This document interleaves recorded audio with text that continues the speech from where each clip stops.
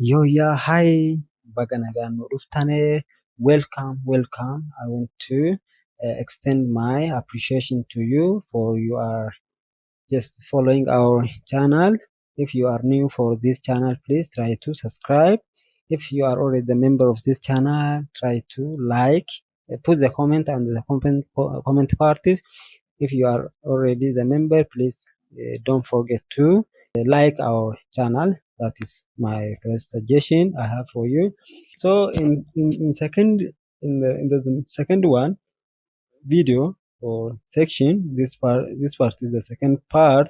We are going to see uh, the translation also, noun and the maqaa in the part of eight part of speech.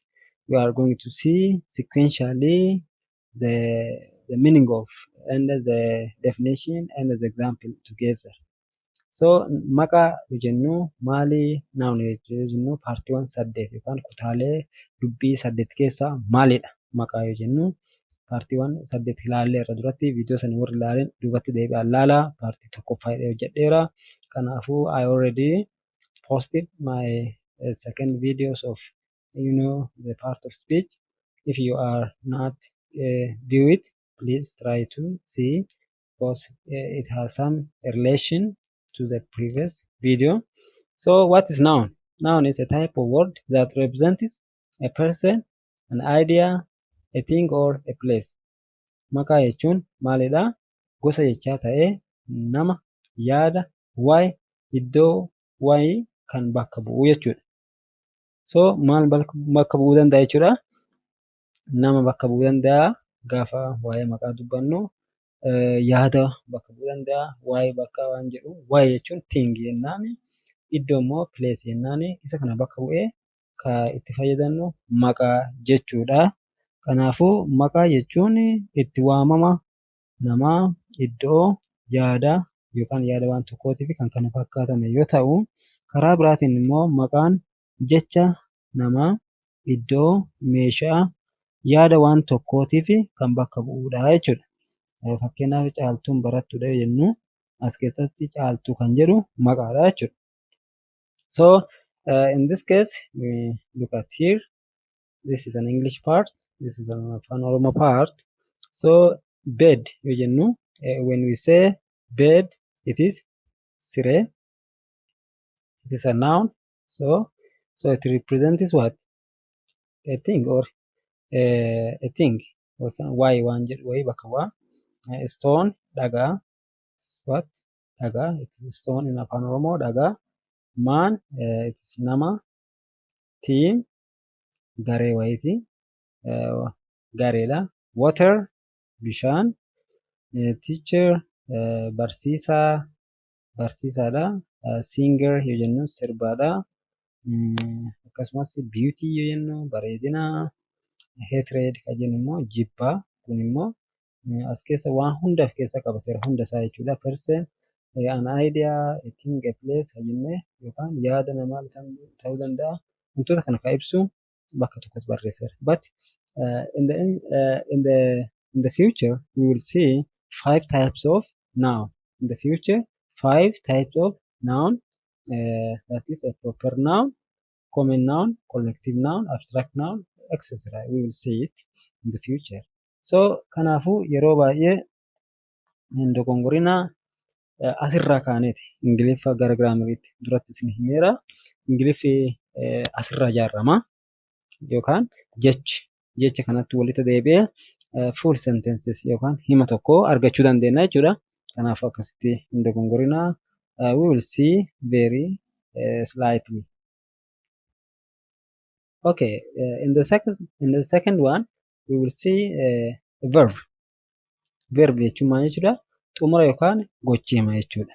Kanaafuu maal jennee himna? So what we can say, it is a type of word that describes an action or a state of being. Okay? So gochimni yookaan gochimni jechuu dandeettanii yookaan xumura yookaan xumibsi jechuu dandeettanii gosa jechaa ta'ee gocha raawwatan haala raawwatame tokko xumuramuun kan agarsiisudha.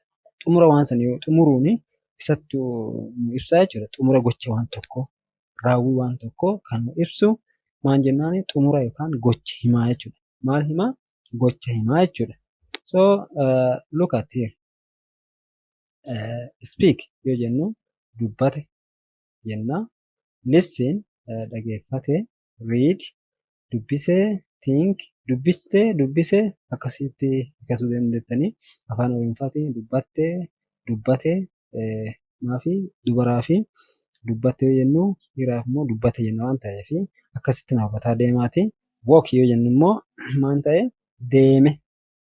Go kan jedhullee jira actually walk kan jedhu directly itti naa hiikame deeme jedhee fudhadhe. Isin immoo yaada keessa komentii irra kaa'aa. Walkiin maaliin bakka bu'a? Go fi walkiin garaagarummaa isaa maali?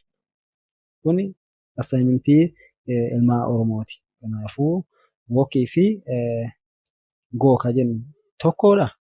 We will see it because deeme walk godhe deeme kanaafuu isin irratti yaada.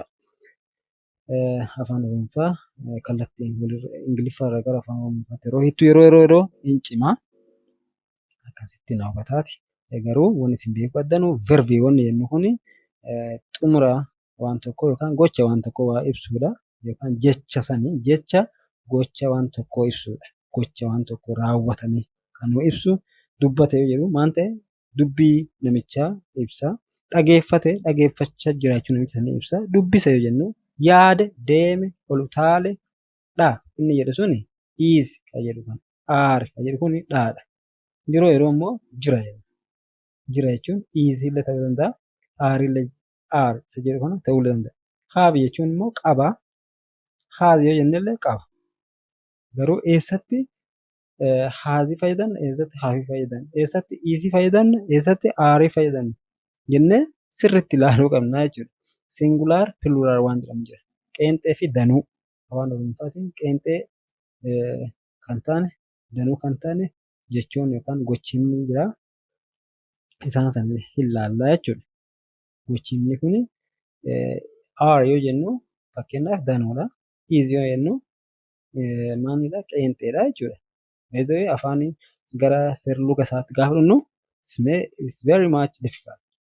When you think about it is grammar, it's somehow tricky, but if you focus on it sequentially, you will know it, you will understand it carefully. Mangoona beekaa dhufna jechuudha. Baay'ee nama dhiba. Fakkeenyaaf matima dosin jedhe maalidha? Matima gochima somehow tricky for us. Even if it is native for you, it's somehow difficult. Even Afaan Oromoo, if you just see in the Serluga or grammar, it's somehow very tricky. That's why I want to focus today on the 8 parts of speech. From our 8 parts of speech, we have seen noun and a verb. So in the future, we will see the detail of it and we will make some sentences from that 8 part of speech. So I think for now it's somehow clear for you. If you are new for our channel, please subscribe to our channel. Thank you very much.